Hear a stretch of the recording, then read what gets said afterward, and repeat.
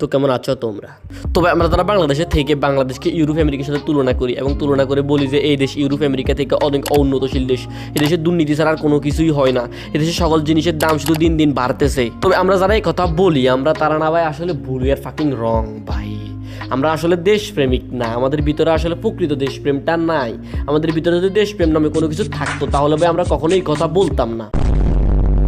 এখন আমার ভাই আমি এর মানে এই বুঝতে চাইতেছি না যে আমাদের দেশে তোমার দুর্নীতি হয় না, আমাদের দেশে দিন দিন জিনিসপত্রের দাম বাড়তেছে না, আমি ভাই এইটা বুঝে নেই। তবে আমরা যেহেতু আমাদের দেশকে ইউরোপ আমেরিকার সাথে তুলনা করি তাহলে আমাদের সব কিছুর ক্ষেত্রেই করা উচিত, তাই না? তো বলি শুনো, তবে আমাদের দেশে যে খাদ্যদ্রব্যের দাম বাড়তেছে এই কথাটা কিন্তু সত্য, কিন্তু আমরা যদি আমাদের দেশীয় বাজার থেকে কোনো কাঁচা শাকসবজি কিনতে যাই সেক্ষেত্রে আমরা 50 থেকে 100 টাকার ভিতরেই যে কোনো শাকসবজি নিতে পারবো।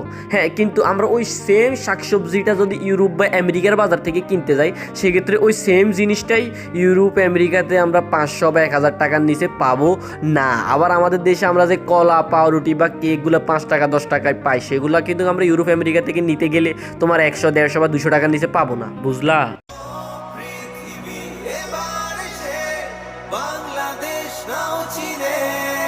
আবার ভাই তোমরা যারা উইট খাও তারা আমাদের দেশে 100 টাকায় যে পরিমাণে উইট পাবা, হ্যাঁ ইউরোপ আমেরিকাতে গেলে তোমাদের কাছে কিন্তু 100 টাকায় বিক্রি করবে না, উল্টা তোমাদেরকে ধরে মারবে।